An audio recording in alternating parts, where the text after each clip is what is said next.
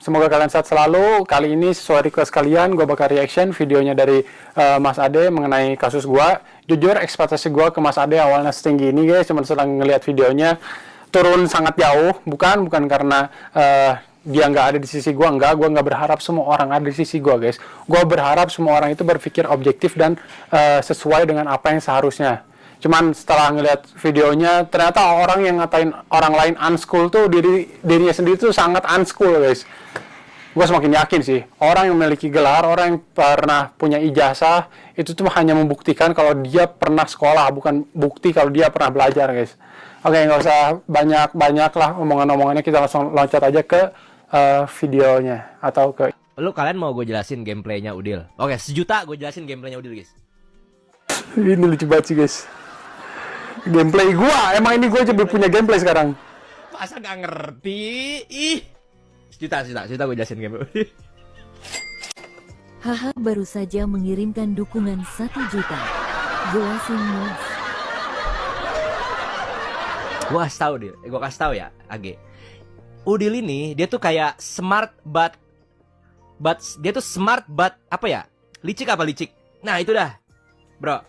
Tapi dia sebenarnya pinter guys, cuma kayaknya agak-agak lain, something good, something wrong gitu, gua tahu ya. Tapi sebenarnya lucu sih guys ini orang. Urgensinya, Ge. Ya, kenapa dia keluar-keluar sekarang, bro? Gua kasih tahu nih, ada urgensinya, Ge. Kenapa? Karena sebelum-sebelumnya gue tuh pernah nge-react Udil masalah yang kemarin-kemarin itu, Ge. Dia tuh ada case banyak kan, A sampai Z, tapi dia cuma menjelaskan sesuatu hal yang bisa dia lawan doang. Tapi yang lainnya tuh nggak dibahas sama dia, Udil. Terus sekarang lagi dia bikin sesuatu hal atau suatu statement tentang pengamen, Ge. Which mean kalau pengamen itu tuh akan mengundang viewer yang pro sama, oh iya streamer itu pengamen, dan viewer yang pro, oh enggak kok nggak ngamen, mereka kan nggak maksa. Nah, jadi kedua kubu ini akan ada, Ge, bro.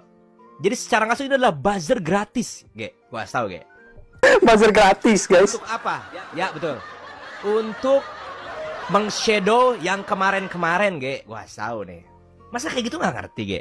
Itu untuk men-shadow case-case yang kemarin. Jadi mereka tuh akan membuat pengamen ini sebagai jokes aside, ya kan? Buktinya apa? Semua streamer sekarang ngomongin tentang fenomena pengamen. Cur, nggak apa? Cur, lagi ngamen kah, Cur? Nah, gitu kan? Ngamen hari keberapa, Cur? Nah, jadi semuanya tuh pada fokus sama keselnya statement pengamen. Jadinya apa? Ya, case-case yang sebelumnya lu tuh lupa. Lu tuh di-dragging semua ini. Lu tuh gampang panas dan lu tuh gampang buat diambil perhatiannya, bro. Untuk di-drag ke sono. Itu salah satu caranya ya. Masih banyak lagi cara. Mau gue jelasin lagi? 2 juta. Terus kemarin gue lihat ada klip. Kemarin ada yang di live-nya Alisa, ada yang bilang, "Mas, nama lu disebut Udil." Akhirnya gue cari di TikTok. Udil nge-react gue mengenai tanggapannya. Terus dia sempet mengkotakan, dia pakai kalimat ad hominem sama logical fallacy. Berarti tandanya bro ini ya, bro. Ternyata tandanya bro ini adalah melihat fenomena-fenomena yang sering terjadi di Indonesia sekarang, guys. Contohnya apa? Itu kan kalimat yang sering dipakai sama Bro Ferry Irwandi. 1. Terus yang lain-lainnya itu sempat juga dibahas sama Timothy Ronald. Jadi kalimat-kalimat itu membooming, guys. Membooming kalimat ini. Jadi dia memakai itu, bro, untuk mendefense diri dia. Jadi semua orang tuh akan lupa sama case-case yang kemarin belum kelar. Kenapa? Karena case ini tuh masih abu-abu karena tidak bisa dibuktikan. Harusnya yang cewek-cewek siapa sih itu? You siapa, guys? Nah, itu dah si cewek Y itu harusnya dia bener-bener coba menyelesaikan masalah ini, guys. Dua-duanya biar kelar. Jadi tahu hasilnya tuh seperti apa. Bro, lu tuh harus melihat track-tracknya, guys. Makanya kenapa gue tidak menerima tanggapan gara-gara Ihsan anjing ya. Gue harus menjelaskan nyekolahin orang-orang dongo kayak gitu. Karena gue tuh nggak pernah dia mau bilang. Gue suka sih gitu waktu dia maki-maki itu. Ya udah. Kenapa? Ya udah. Bodoh amat anjing. Ya mau bilang pengamen misalnya. Oke guys, sorry guys, kita lanjut ya. Ini hasilnya ya. Misalnya, streamer lu itu pengamen. Iya, selesai. Iya lagi, udah selesai. Ketika lu bilang enggak, di situ, bro.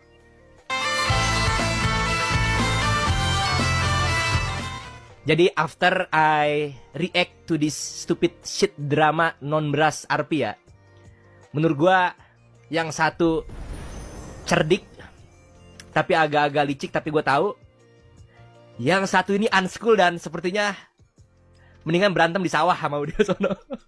Ya, jadi kita langsung bahas aja guys, poin per poinnya. Aduh, tapi ini dia makin hari makin lucu dirinya sendiri guys.